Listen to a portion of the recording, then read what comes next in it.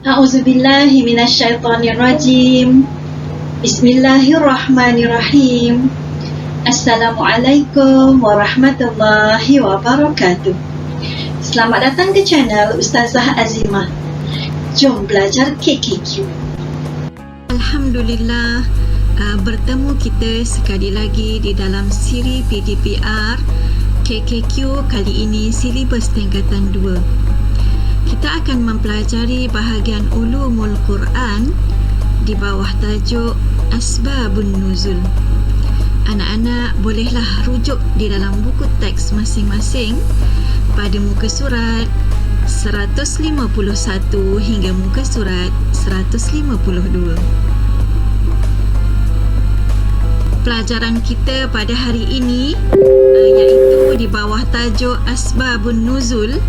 Kita hendaklah menguasai beberapa subtopik. Yang pertama ialah maksud asbabun nuzul. Yang kedua ialah faedah asbabun nuzul. Dan seterusnya subtopik yang ketiga yang perlu kita kuasai di bawah tajuk asbabun nuzul ini ialah bahagian asbabun nuzul. Mari bersama-sama saya mengembara di dalam dunia ilmu. Baik, sebagai mukaddimah kembara kita, mari kita lihat maksud asbabun nuzul.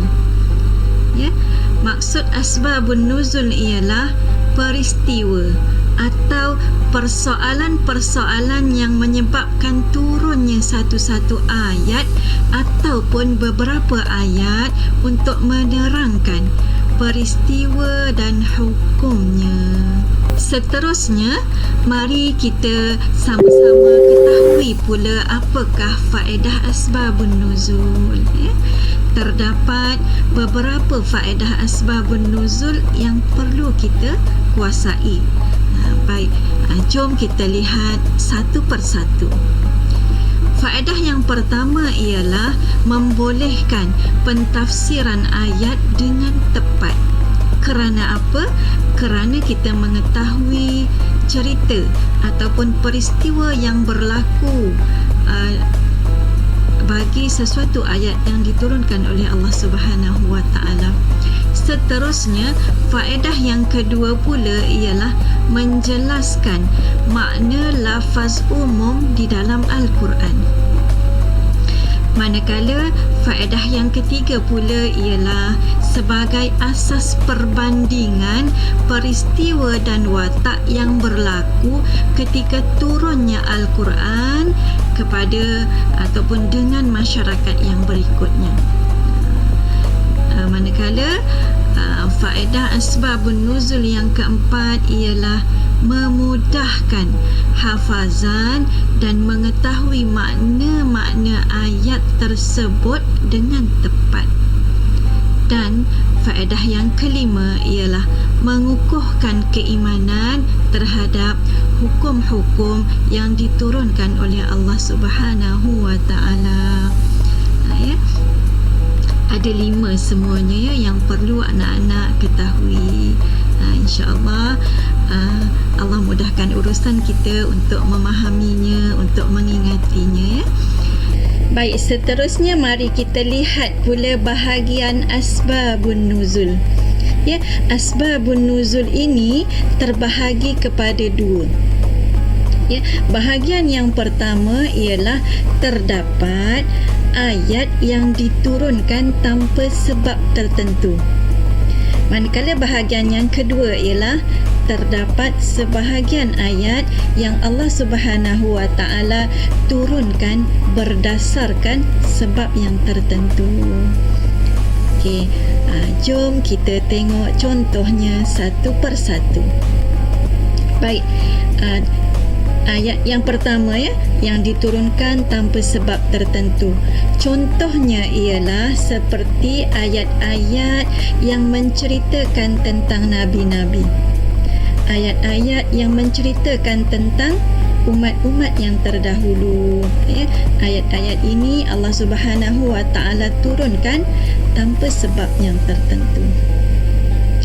Manakala Bahagian yang kedua pula ialah ayat-ayat yang Allah Subhanahu wa taala turunkan berdasarkan sebab tertentu. Contoh yang pertama ialah menjawab persoalan yang ditimbulkan kepada Rasulullah. Contohnya seperti persoalan tentang harta rampasan perang, ya. Ini yang terdapat di dalam surah Al-Anfal. Contoh yang kedua pula ialah untuk menempelak. Contohnya seperti yang terdapat di dalam surah Al-Masad. Seterusnya, contoh yang ketiga pula ialah mengajar syariat-syariat dan hukum hakam, seperti contoh peraturan hutang piutang yang terdapat di dalam surah Al-Baqarah ayat 282, ya. Ayat ini menjelaskan kepada kita, bagaimana Allah Subhanahu wa taala mengajar kepada orang-orang yang beriman sekiranya mereka melakukan urusan hutang piutang yang diberi tempoh hingga ke suatu masa, maka hendaklah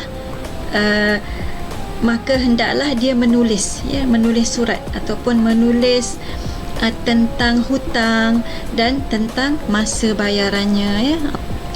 Seterusnya, contoh yang keempat pula ialah Allah turunkan ayat dengan sebab Allah nak menetapkan jiwa Rasulullah.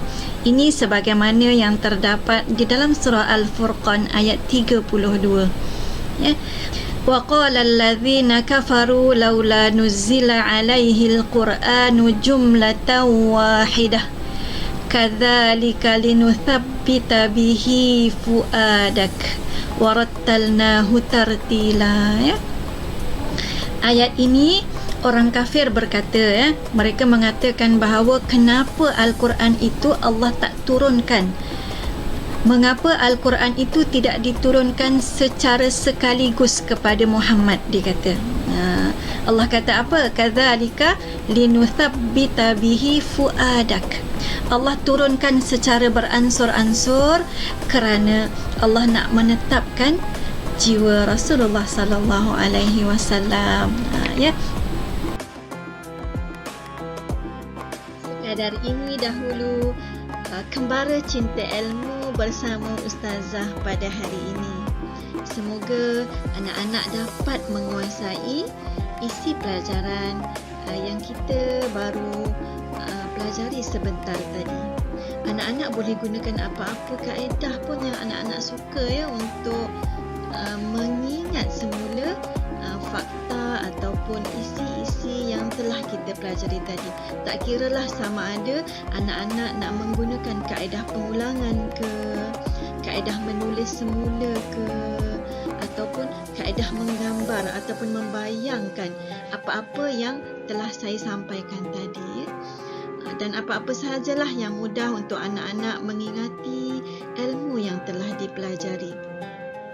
Moga-moga Allah Subhanahu wa taala memberikan keberkatan kepada kita ke atas setiap tetes-tetes ilmu yang kita miliki.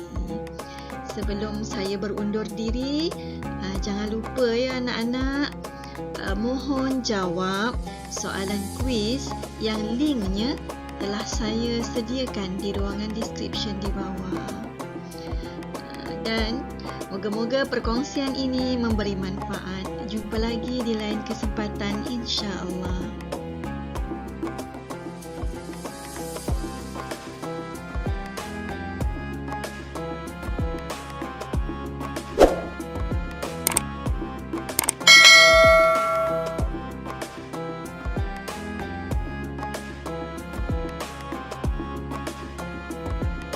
Sekian, terima kasih. Wabillahi taufiq wal hidayah. Wassalamualaikum warahmatullahi wabarakatuh.